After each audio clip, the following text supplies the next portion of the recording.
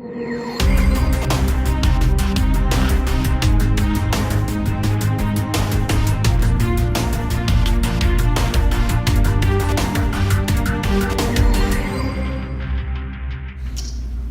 longo da minha vida, se existe uma coisa, queridos, que eu admiro e me inspiro, é a capacidade que algumas pessoas têm de não se deixar moldar pelo sofrimento e pelas pressões da vida. Tem gente que tem essa têmpera poderosa.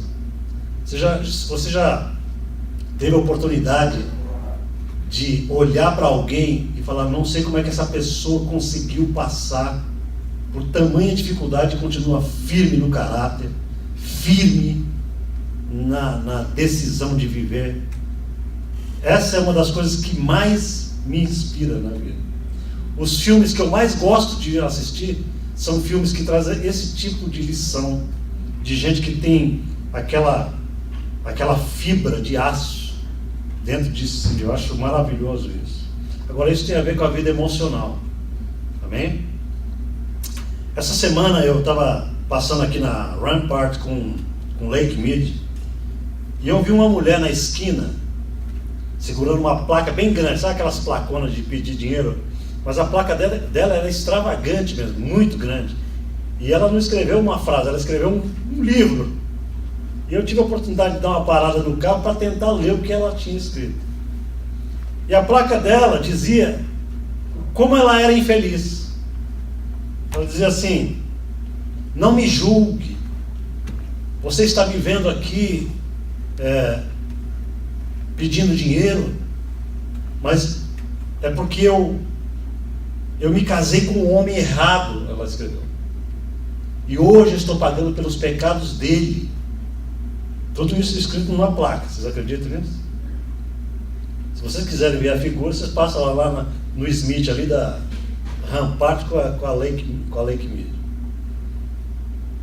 E eu olhei para aquilo e eu pensei: isso aí é a típica mentalidade doentia da sociedade que está se formando hoje, que é a mentalidade da vitimologia, aquela mentalidade de ser vítima, de achar que o mundo nos deve, de achar que todo mundo me deve, de achar que eu sou assim por conta de alguém. A vida que eu estou vivendo hoje não é culpa minha, é culpa do meu marido xarope que eu casei, é culpa da minha vizinha, é culpa do meu pai, é culpa da minha mãe. E é sobre essas coisas que eu quero tratar com a igreja um pouquinho. Eu sei que a gente não chegou nesse nível aqui na igreja, mas se a gente não tiver cuidado, a gente vai entrando nessas dimensões de vitimologia devagarzinho. Amém? O que Jesus disse para os seus discípulos? Ele disse assim: no mundo vocês terão aflições, mas tenham bom ânimo, porque eu venci o mundo, ele disse. E quando ele diz isso, ele coloca em nós a responsabilidade para a gente saber reagir aos problemas que o mundo apresenta a nós. Deus coloca em mim e em você a responsabilidade da reação correta. Tão importante quanto a nossa ação é a nossa reação ao que acontece a nós. Aliás, eu queria deixar claro para vocês, queridos, que o que nos faz sofrer na vida não é o que acontece conosco, é como a gente reage ao que acontece com a gente. Amém? Então, no mundo a gente tem problemas. A Bíblia é um livro absolutamente realista. O único grande valor da Bíblia é que a Bíblia não nos deixa metidos debaixo da realidade do mundo. Ela nos ensina que existe uma supra-realidade, uma outra realidade que é superior à realidade que a gente está vivendo aqui, para a glória de Deus. Aleluia. Amém? Então, para cada problema da vida, a gente tem duas opções sempre: ou a gente se torna mais amargo, ou a gente se torna melhores. Você só tem essas duas opções quando um problema apresenta-se diante de você. Ou você se torna uma pessoa melhor, por conta do exercício que esse problema está exigindo de você, ou você se torna mais amargo e o seu nível cai. Você não tem a terceira opção. Amém? E eu estou abordando aqui a vida emocional da gente. E alguém pode perguntar assim: mas pastor, um pastor não tem que pregar coisas espirituais ao invés de coisas emocionais? Bom, esse tipo de pergunta ignora totalmente que nós somos mais do que espírito. Quantos concordam que nós somos mais do que espírito? Né? Você quer ver como você é mais do que espírito? Amanhã cedo, quando você desperta, você precisa de um bom café da manhã, porque o seu espírito não vai encher o seu estômago. Você vai precisar de comida. Aí você percebe: opa, eu não sou só espírito, eu preciso de um bom café da manhã. Né? Então, além de corpo, a gente também tem uma coisa chamada alma. E a alma é a sede das nossas emoções. A alma é o que a gente sente, é o nosso nervo do ser. A gente sente através da alma, sente emoções. Amém? Eu vou dizer uma coisa para você: nenhum crente consegue ser frutífero na vida espiritual com uma vida emocional quebrada. Não tem jeito. Não tem jeito. As emoções negativas que a gente tem, elas não são compatíveis com o poder espiritual que Deus colocou em nós. Se a gente não tratar da nossa vida emocional, o potencial espiritual que está em nós não aflora. A gente tem todo o potencial de Cristo em nós, mas a gente está barrado pela angústia, a gente está barrado pela depressividade, pela negatividade, e por todo tipo de emoção negativa. Então a cura da alma, queridos, é fundamental para mim e para você. Diga amém. Por exemplo, todos os problemas de relacionamento, por exemplo, tem a ver com o nosso emocional, não tem a ver com outra coisa. Problema de relacionamento é pura emoção. Se a gente não tivesse emoção nenhuma, a gente ia se dar bem com todo mundo. A gente não ia ter problema com ninguém. Sabe o que faz com que você brigue com alguém? É a tua emoção. É a tua emocionalidade. É o ego que se transforma em emoção. É isso que gera guerra. Né? Não só entre indivíduos, mas entre nações. Olha o que eu estou falando aqui, é algo muito sério.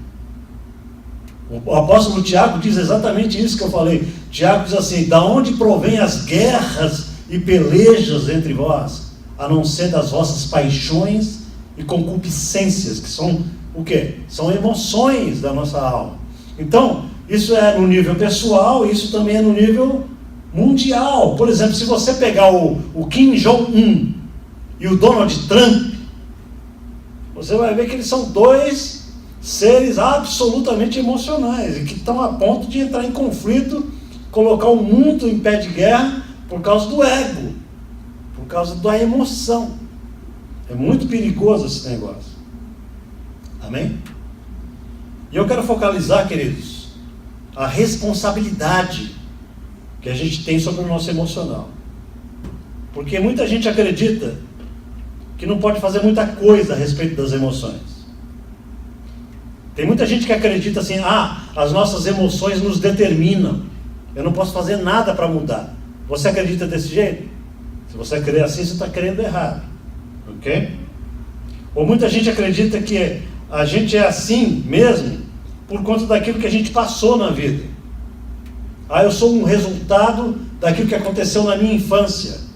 Não entenda mal. Todas as coisas que acontecem conosco são fatores poderosos que podem trazer amarras à nossa vida, mas a Bíblia declara que nenhuma dessas coisas são determinantes para o nosso destino com Deus. Nenhuma dessas coisas. Amém? A gente pensa que as coisas que foram afetando a nossa vida emocional é que determinam como a gente é hoje. Os traumas da nossa infância. Você sabia que a gente pode vencer tudo isso pelo poder de Deus? Amém? Não é o psicanalista que vai curar a nossa vida, mas é o poder do Espírito Santo de Deus. Glória a Deus. Então, eu acredito que a abordagem do Evangelho, ela é superior à ciência. Você crê nisso? Ou não? Sim. Eu acredito plenamente nisso. Por exemplo, o Evangelho é superior à psicologia. Por exemplo. Por uma razão. Porque a psicologia, ou qualquer outra ciência, ela parte do princípio da análise de fatos, de como as coisas são e de como as coisas funcionam. Isso que é ciência.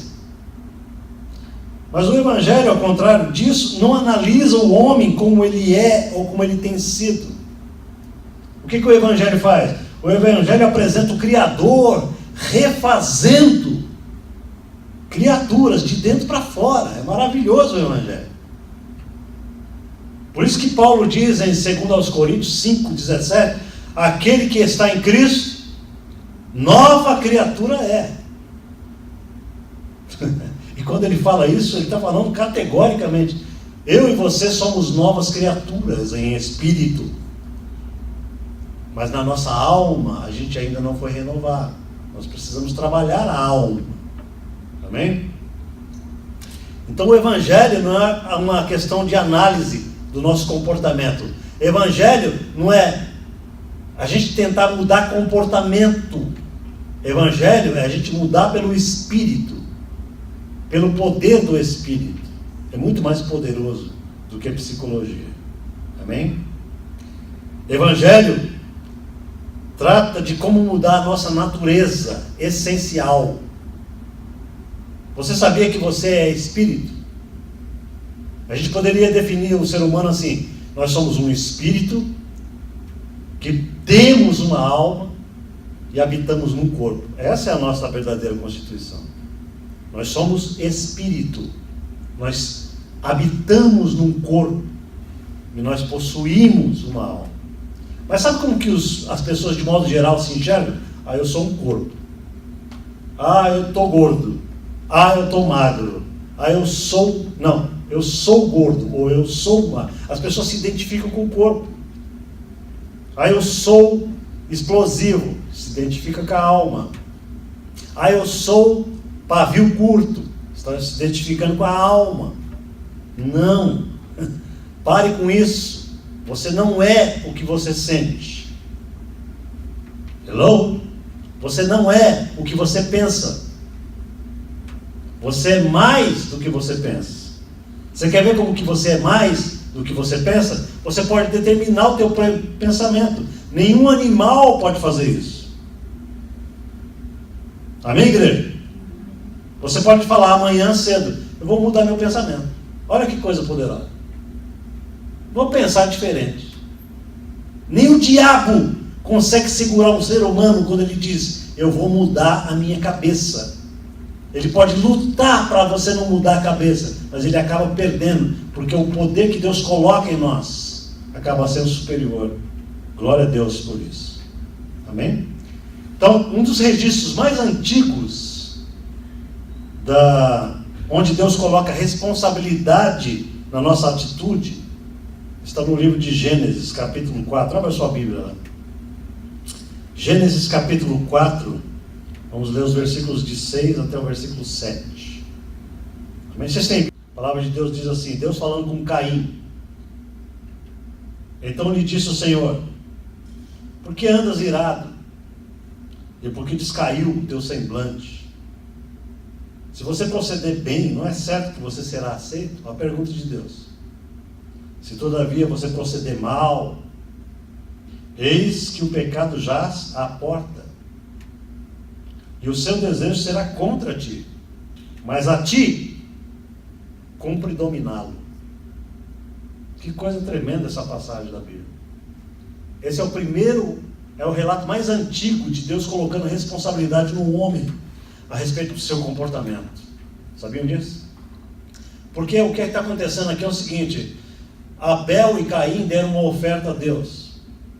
Quantos conhecem essa história? Ninguém conhece essa história de Abel e Caim? Ah, amém. Pensei que eu estava falando com as cadeiras. Veja, amados irmãos, a palavra de Deus diz que a oferta de Abel foi agradável a Deus, porque Abel deu do sangue das ovelhas que ele possuía. Mas a oferta de Caim, ela não foi agradável a Deus. Amém? Ela não foi agradável. Deus não se agradou da oferta de Caim. E quando Deus falou isso para eles, a palavra de Deus diz que Caim se irou, ficou irritado. É o primeiro relato na Bíblia de irritação, de uma emoção negativa. É o primeiro relato de ira na Bíblia. E esse cara, Caim, ele teve a seguinte ideia: eu vou matar esse cara, vou matar meu irmão. A primeira ideia de homicídio na Bíblia acontece nesse instante. E antes, olha só que interessante o texto, antes que Caim mate Abel, Deus tenta interferir e tenta impedir que ele faça isso. Deus fala assim para Caim: Caim, por que você está com essa cara feia? Olha só como que Deus conhece. Porque se descaiu o teu semblante. Porque você está com um jeito de quem quer matar alguém. Por que você está com essa ira toda? Aí Deus faz algumas perguntas para ele que servem para nós. Ele diz assim: se você agir corretamente comigo, não é certo que eu aceitarei você também como aceitei Abel? Deus está tentando trabalhar o raciocínio desse cara antes que ele faça besteira. Porque o grande problema da emoção é que você não raciocina mais. Você fica tomado pela emoção e a emoção te domina. E você não tem mais razão. Agora você só tem sensação. E Deus diz assim: não é certo que se você agir corretamente, eu te aceitarei também, como aceitei o teu irmão? E ele não responde. Ele não está concordando com Deus, ele está determinado que ele vai matar Abel. E Deus fala algo aqui que é poderoso. Deus diz assim: o pecado sempre vai estar à porta do teu coração querendo entrar. Mas eu te digo uma coisa: cabe a você dominar a emoção do pecado que vem na tua vida. Não cabe a mim. Olha que coisa reveladora que Deus está falando. Você está pensando que sou eu estou fazendo de tudo para você não matar Abel, mas eu não vou conseguir fazer isso. Se você quiser matar Abel, eu não vou conseguir impedir. Deus não vai conseguir impedir, você vai matar teu irmão, e eu estou tentando te impedir. É isso que Deus está falando para ele. Olha o poder disso. E no entanto a Bíblia vai adiante, e você sabe o que aconteceu. Ele foi fundo no propósito dele e matou o irmão Abel. Amém? Então, o que nós vemos nesse texto é que a emoção da ira, a ira é uma emoção não razoável. Não razoável significa que você perde a razão. Todo mundo que age por ira perde a capacidade racional. Amém, igreja? Vocês estão entendendo isso? Todo mundo que está debaixo de ira perde a capacidade de ponderar racionalmente, de fazer juízos corretos, de estabelecer parâmetros de justiça. Quando você está muito irado, você não pensa na justiça, você pensa em dar cabo de alguém. Você não pensa o problema que vai causar, você não pensa na desigualdade que você está gerando. A emoção tira a razoabilidade da tua cabeça. É por isso que Deus sempre pergunta na Bíblia: a tua ira é razoável? Nós vamos ver isso em Jonas. Já eu vou falar sobre ele. Amém? Porque a ira não é razoável. Amém? Deus está tentando convencer Caim que ele é responsável. Irmãos, eu espero que você entenda bem o que eu estou falando. A pior coisa da nossa vida É achar que quando a gente está possuído de grande emoção, a gente não é responsável pelo que a gente fizer. Isso é coisa de Satanás. É Satanás que prega isso, que você não é responsável. Olha, se eu ficar invocado, sai de baixo, porque eu não me responsabilizo pelo que eu faço. E entra em estribuchamento. Isso é o palco predileto de Satanás. Satanás adora esse tipo de atitude, porque ele entra aí e faz você fazer as coisas mais doidas desse planeta. Graças a Deus que aqui só tem santo e ninguém tem essa propensão que eu estou falando. Amém? Então, queridos, como eu sei que eu e você, nós temos uma coisa chamada emoção, a gente tem que ter muito cuidado com isso, se a gente quiser ser de Deus, se a gente quiser deixar que o Espírito de Deus atue em nós. Amém? É um grande erro a gente achar que a gente não tem responsabilidade sobre as nossas emoções. Eu digo uma coisa para vocês: somente eu e você temos poder sobre a nossa emoção. Não é Deus que controla as nossas emoções. Eu vou falar isso de novo, porque isso aqui a igreja precisa escutar. Deus não controla a tua emoção. Amém, igreja? Amém? Não adianta você pedir: Senhor, me dá paciência. É a oração mais estúpida que existe. Senhor, me faz ser manso. Que estupidez pedir isso para Jesus. Porque Jesus nunca ensinou na Bíblia: peçam ao Pai que Ele os faça mansos. Não, Jesus falou assim: bem-aventurados são os mansos. Vocês não perceberam isso na Bíblia? Que Jesus nunca ensina você a pedir para ser manso. Ele diz assim: bem-aventurado quem é manso.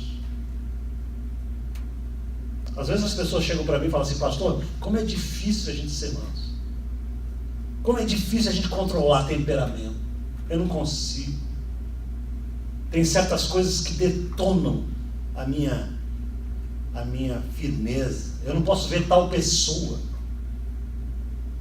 Se tal pessoa entrar na minha frente, sabe? Ela já tem preparado no subconsciente dela os gatilhos que vão detonar a ira. Quando você se prepara assim, você é sempre vítima das suas próprias emoções. Porque você está dizendo assim: eu tenho limite. Se eu chegar num certo limite, passar daquele limite, eu não tenho mais responsabilidade. Eu estou à mercê das minhas emoções. Isso é satanismo puro. Porque você tem poder sobre todas as emoções até a última hora da tua vida, em nome de Jesus. Amém. Eu não aceito crente, principalmente crente, que diz assim: eu não consigo me controlar. Porque a palavra de Deus diz que nós temos o fruto do Espírito, chamado domínio próprio. Crente que não consegue se controlar, precisa rever a sua espiritualidade. Amém? Está certo que todos nós temos a probabilidade de ficarmos irritados, nervosos e com raiva. Inclusive este que vos fala. Amém? Tem coisa que me irrita muito. A Bíblia diz assim: irai-vos e não pequeis. Dando a entender que você pode se irar e não pecar. Não se põe o sol sobre a vossa ira. Essa semana eu irritei minha mulher, tadinha. Estou confessando aqui um pecado. E ela ficou irritada e tal. Eu percebi que eu tinha feito uma besteira. Mas antes de dormir eu orei ao Senhor: Senhor, dá graça agora, para que eu possa me reconciliar antes de dormir. Aí eu fui até ela, falei, com a Bíblia na mão, para parecer mais espiritual. E ela no sofá, fazendo a unha. Eu falei: bem, Bíblia na mão, né? A palavra de Deus diz: não se põe o sol sobre a vossa ira. Vai dormir, homem, em nome de Jesus. Mas graças a Deus, no outro dia a gente estava tudo normal. O que eu quero dizer para vocês é o seguinte: existe um princípio na palavra de Deus que é um princípio unido ao outro. O primeiro é que você pode se irritar. Quantos acreditam nisso? Nós podemos todos nos irritarmos.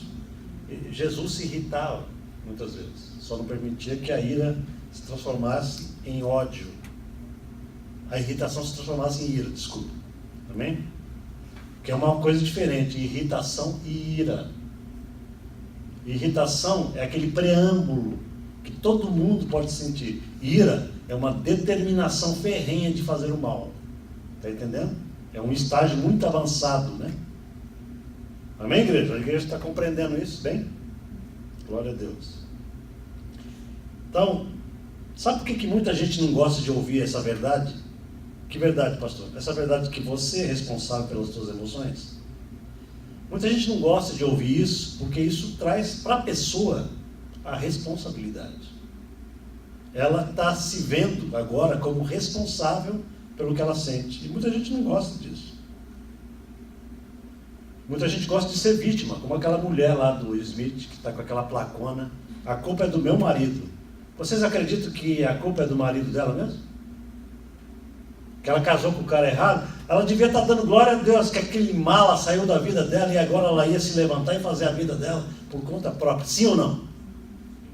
Essa é a atitude que um ser humano tem que ter. Sabe, a gente está sujeito a coisas nesse mundo. Jesus disse: nós estamos sujeitos a ser abandonados pelo nosso cônjuge, por melhor que seja o casamento. Veja bem, eu acredito na bênção conjugal, eu sou pastor. Amém? Eu creio na bênção conjugal. Mas eu também acredito que nós vivemos num mundo caído e de repente um sujeito pode dar a louca e falar assim: eu não quero mais você. E crente às vezes pensa assim: porque eu sou crente, eu estou imune a isso. E isso é ilusão. Eu creio que a vontade de Deus é abençoar a nossa vida conjugal. Eu creio que o melhor para nós é continuarmos juntos até o final da vida. Mas eu também creio que nós vivemos num mundo em que nada é perfeito ainda, em que nós estamos sujeitos a passar por dificuldades. Inclusive alguém pode dizer para mim amanhã: eu não vou mais ficar com você e vou te abandonar. E aí eu tenho que ter fibra espiritual para dizer assim: aleluia, eu sei que você está me abandonando, mas eu vou viver a minha vida não acabou aqui. Com certeza. Amém? Sabe, o grande problema das pessoas é que elas são tão mal preparadas para a realidade que Deus quer que elas vivam, que elas procuram criar um mundo de fantasias. E Jesus não lida com fantasia, amados irmãos. Jesus trabalha com a mais dura realidade às vezes. Às vezes Deus não nos livra da fornalha, Ele nos livra na fornalha. Ai, pastor, essa pregação podia ser outra essa noite. Eu vou dizer uma coisa para você: a coisa melhor da nossa vida são mensagens que tragam a gente para a realidade e nos preparem para a vida. E nos coloquem numa posição de fé real com Deus. Amém, queridos? Então, se você quiser ter uma vida emocional poderosa, você vai ter que lidar com a realidade de que você e mais ninguém, não é o teu marido nem a tua esposa, é você o responsável pelas tuas emoções e pela tua própria alegria e felicidade. Diga amém a isso. Amém. E vigiar, pastor. E vigiar. E vigiar. Vocês sabiam que a maior causa de casamentos falidos que existe é porque um cônjuge coloca tanta expectativa em que o outro o faça feliz, que o casamento acaba. Porque ninguém faz você feliz. Você sabia disso? Ninguém. Aliás, Deus nunca falou na Bíblia que você deve casar para ser feliz. Pô, pastor, você vem pregando tudo que eu não quero escutar essa noite. A palavra de Deus diz que eu devo casar para fazer alguém feliz. E de quebra eu sou feliz por isso. Esse é o grande lance do Evangelho. É que a gente aprende que a capacidade, ela tem que estar dentro de nós. Primeiro, a capacidade de manter a nossa felicidade e em quebra fazer outro alegre, fazer outro feliz, completar o outro e não sugar o outro. Amém? Existem relacionamentos que é pura sanguessuga, porque a gente não aprende que o nosso emocional tem que ser suprido primeiramente em Deus e em nós. Eu tenho que ser feliz primeiro em mim. Você tem que ser feliz primeiro em você, antes de encontrar alguém. Eu vejo as pessoas falando assim, pastor, eu preciso encontrar um companheiro, uma companheira para ser feliz. Eu vejo, essa frase é a frase da desgraça. Estou falando isso em nome de Jesus. Se você pensa desse jeito, desiste. Porque você vai ser infeliz o restante da tua vida. Vocês estão entendendo isso? Solteiros aí, quem tiver solteiro, acaba com essa ideia. Eu preciso de uma mulher para ser feliz. Não, você precisa de uma mulher porque você é homem e você vai fazê-la feliz e você vai viver feliz enquanto vocês estão trabalhando essa dinâmica. Mas não espere a felicidade de outro. Não espere. Espere a felicidade só que vem de Deus. Amém? Só de Deus. Porque aí você tem lucro. Quando a tua esposa te faz feliz, é apenas a cereja do bolo. Você não estava esperando, mas aleluia, ela é maravilhosa. Ela me faz bem, ela me faz carinho, ela me cozinha bem, ela trata bem de mim. Isso aí é cereja de bolo. Amém? A gente precisa separar as coisas, queridos. O mundo ensina assim, sabe o que o mundo ensina? O mundo fala que a gente tem que ser solidário com as pessoas, dizendo assim, querido, eu sei que você tem razão. Sabe aquelas pessoas que estão sofrendo? Você tem que chegar para elas e falar as coisas que você tem passado, realmente te levar a essa vida desgraçada, essa depressividade, a esse estado financeiro quebrado que você está aí, a destruição da tua família. Então eu me solidarizo com você. É isso que o mundo ensina.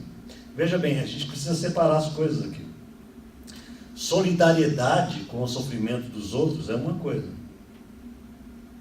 Amém? Mas aceitar que a pessoa é uma vítima impotente e nada mais pode fazer a não ser sofrer e ficar lambendo as feridas dela porque ela caiu na miséria, é negar a pessoa a chave da mudança e da vitória, sabia? Quando você faz isso, fala assim, eu realmente me solidarizo com você, eu dou a mão para você, eu sofro com você, eu sei que você está sofrendo, mas você tem que sair dessa vida, você tem poder, você tem capacidade, você vai sair disso em nome de Jesus. Essa é a verdade do Evangelho. Como diz a velha música, levanta, sacode a poeira. Vocês não são desse tempo, né? Eu sou velho a dessa já. Tinha uma música antiga que dizia isso. Levanta, sacode a poeira e dá a volta por cima. É isso que a gente tem que pensar, tá bom, queridos? Então, emoções o que são? Emoções são um subproduto da maneira como a gente pensa. Sabiam disso? Se tudo o que pensamos é que a gente é coitado, vítima de tudo, de todos, a nossa vida emocional se torna uma cadeia inquebrável. Pode acreditar nisso, você vê? É a responsabilidade que nos leva a sair dos estados emocionais negativos. É eu saber que eu sou responsável por mim mesmo. Tem uma outra coisa que pode fazer você muito infeliz e sofredor nesse mundo. Uma teologia errada, por exemplo. Dependendo do que você crê, você vai ser o cara mais infeliz do mundo. Você pode ser crente, evangélico. Se você acreditar que Deus, num certo sentido, é o causador das tuas desgraças e misérias, você jamais vai ter vitória. E tem teologia assim. Sabia disso? Dependendo da igreja que você estiver ouvindo, a mensagem que você estiver ouvindo, você vai ser muito miserável, porque você estará sendo ensinado por uma teologia torcida, que não coloca sobre você a capacidade de levantamento, de autocolocação diante de Deus. É por isso que eu ensino para vocês essas verdades. Amém? Isso acontece muito com o ensino errado, por exemplo, sobre a soberania de Deus. Tem gente que entende errado a soberania de Deus. Que Deus é soberano, você não tenha dúvida. Eu não tenho dúvida alguma que Ele é o top de linha. Que Deus é o maior no ranking do universo. Eu acredito plenamente nisso. Então, se você falar de soberania nesse sentido, nós estamos juntos. Porque Deus é soberano de verdade.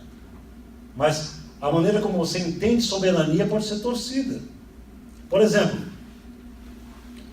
tem gente que entende que Deus é tão soberano que tudo o que acontece por vontade divina e por controle divino e por determinação divina.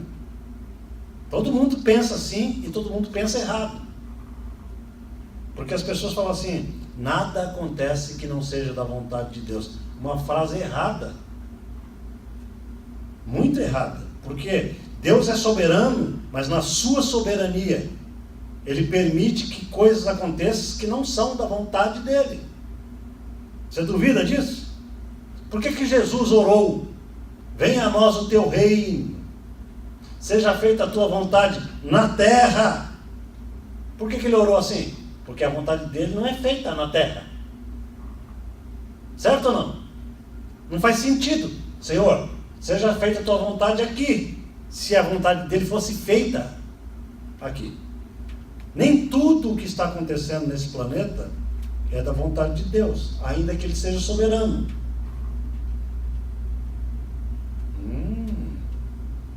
Interessante. A gente olha para um caixão de defunto, a pessoa lá dentro fala: Senhor, o Senhor levou esse jovem, tão jovem. Deus não levou um jovem tão jovem. É o sujeito que se enfiou nas drogas.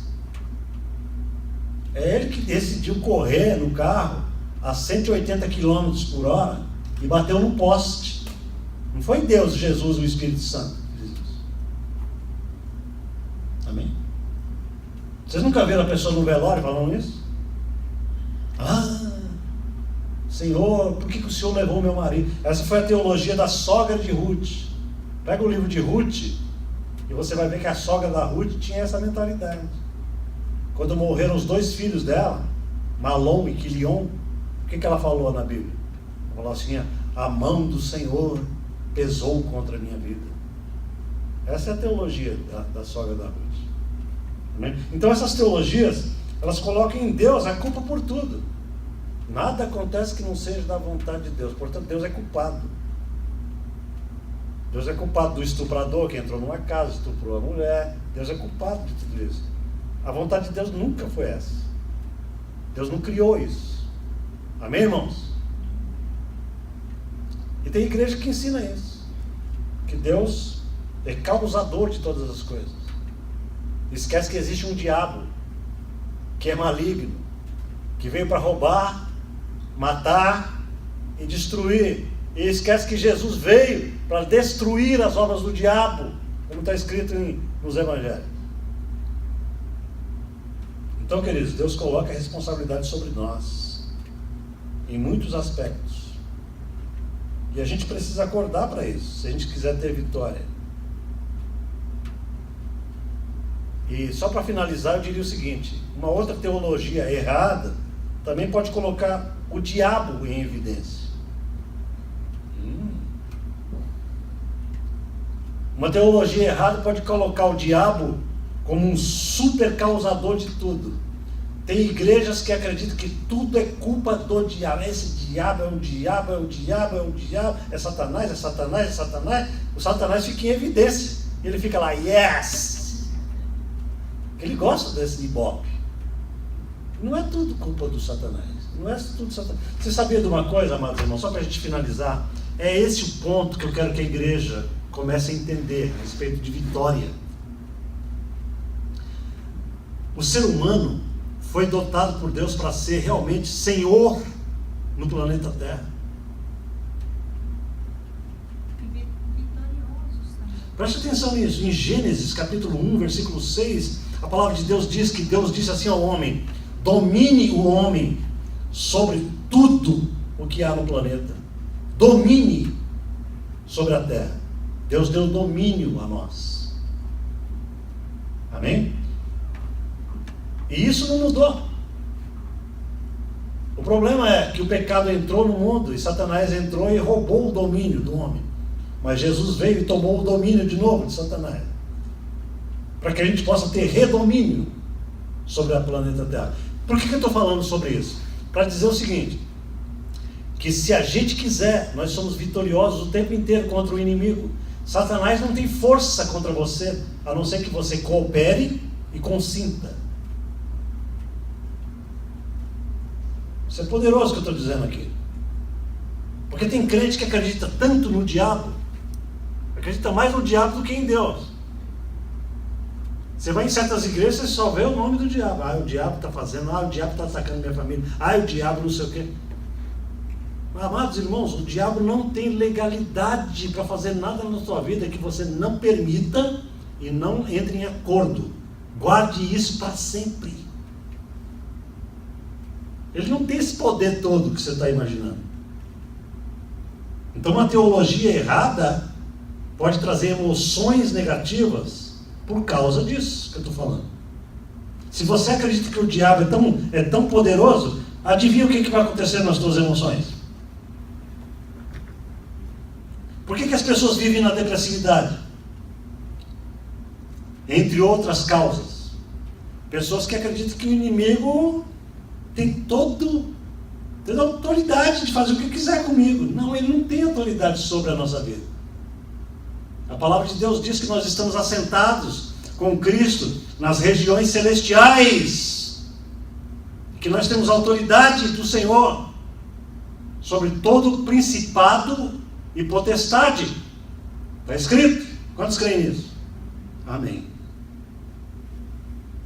Isso deve fazer diferença na nossa vida. Amém? Então hoje à noite eu paro por aqui. Eu paro por aqui porque eu quero falar sobre isso a semana que vem.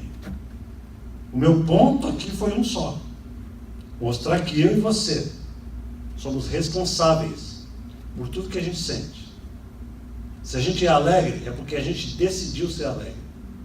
Se a gente é triste o tempo inteiro, é porque a gente está permitindo isso com a nossa vontade. Não é o vizinho, não é a situação financeira. A gente precisa parar de colocar culpa nos outros.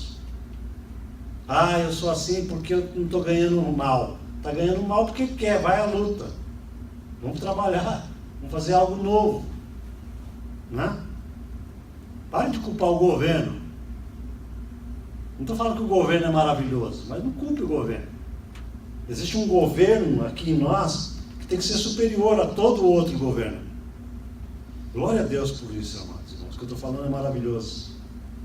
Nós somos responsáveis por essa jurisdiçãozinha. Essa jurisdiçãozinha aqui, é muito poderosa. Você tem que ver isso. Deus colocou poder e autoridade em você, para que você viva com autogestão, autocapacitação, autodeterminação. Uau! Isso é maravilhoso que eu estou falando. Nunca mais seja vítima, seja do passado, seja do presente, seja do que te fizeram, seja do que estão fazendo. Você agora tem poder de determinar aquilo que você precisa sentir. É você que determina isso. Amém? Quantos querem ser alegres e felizes? Diga amém. Amém. Ainda bem. Amém? Eu digo para você que você é responsável por isso. Fique de pé, eu quero orar com você.